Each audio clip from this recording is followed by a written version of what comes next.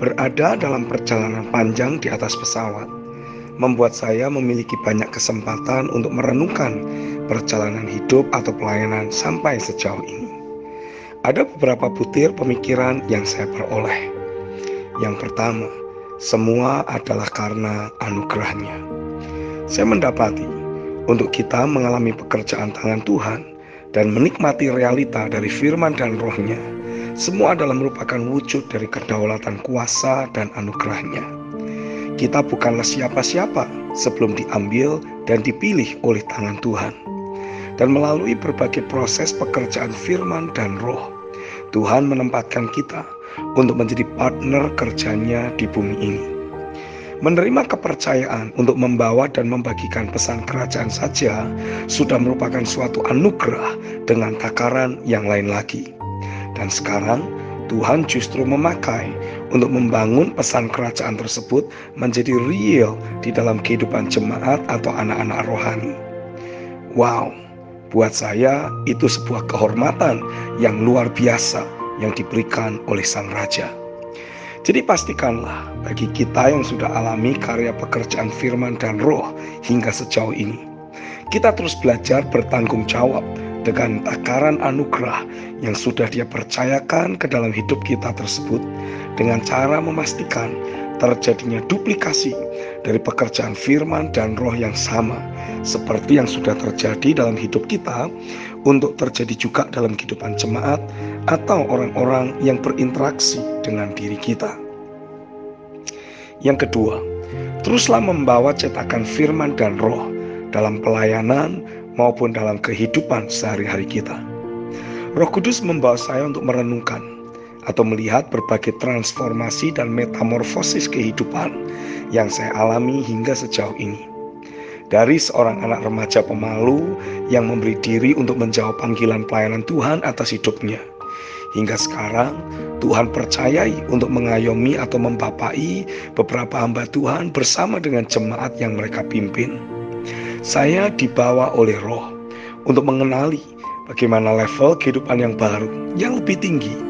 Mulai saya masuki setiap kali saya alami penyingkapan tentang jati diri saya yang sesungguhnya di dalam Kristus. Setiap kali Roh Kudus berhasil meyakinkan saya tentang keberadaan saya yang sesungguhnya di dalam Kristus, saya mendapati itulah momen Dia memposisikan saya untuk menerima mandat yang baru dari Dia. Roh membawa saya memasuki fase yang baru dalam hidup dan pelayanan saya. Ada masa-masa di mana roh-roh dunia seperti bekerja ekstra keras dalam hidup saya, demi untuk memastikan saya terus hidup atau melayani dengan mengikuti pola dunia ini. Tapi saya sangat bersyukur mendapati kesetiaan Tuhan yang tidak pernah menyerah atas kehidupan saya yang masih begitu mudah menerima bujukan dari si jahat. Melalui firman dan rohnya, Dia terus menekan hidup saya agar orang banyak bisa mengenali adanya sidik jari tangan Tuhan di dalam kehidupan sehari-hari saya. Yang ketiga, teruslah memiliki passion terhadap rumahnya dan umatnya. Beri diri kita untuk memenuhi apa yang masih kurang, yang ingin Dia tambahkan untuk rumah dan umatnya. Saya teringat bagaimana Tuhan mulai memberikan anugerahnya dalam hidup atau pelayanan saya. Dimulai dari munculnya rasa tidak puas atas apa yang sedang terjadi atas rumahnya atau umatnya. Di saat saya merasakan adanya kebutuhan dari umat Tuhan ataupun rumah Tuhan untuk selalu alami manifestasi realita kehadiran Tuhan.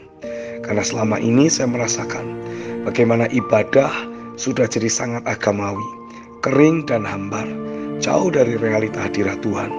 Saya mulai berdoa, mencari wajah Tuhan, berseru-seru, memohon untuk Tuhan melawat umatnya dan memenuhi rumahnya dengan kemuliaannya. Saya mulai mendapati bagaimana doa-doa yang saya naikkan mulai mengubah kehidupan saya sendiri. Saya jadi mulai merasakan hati Tuhan untuk umat dan rumahnya. Di masa-masa itulah Roh Kudus terus menyingkapkan isi hati Bapa, dan pada saat yang sama memenuhi batin saya dengan kehidupan dan kasih ilahinya. Dia mempersiapkan keberadaan saya sebelum mulai mengutus saya untuk menjadi saluran dari kasih dan kemuliaan-Nya. Saya mendapati keberadaan gereja Tuhan atau tubuh Kristus menjadi tidak sama lagi di bawah Tuhan, memasuki babak baru dalam kerajaan-Nya saat jemaat PCC dilahirkan. Ada banyak hal yang saya renungkan dan semua itu membuat saya bersyukur atas karyanya dalam hidupku. Mazmur pasal yang ke-25 ayat 12-14 mencatat, siapakah orang yang takut akan Tuhan? Kepadanya Tuhan menunjukkan jalan yang harus dipilihnya. Orang itu sendiri akan menetap dalam kebahagiaan dan anak cucunya akan mewarisi bumi. Tuhan berkaul karib dengan orang yang takut akan Dia dan perjanjiannya diberitahukannya kepada mereka. Amin.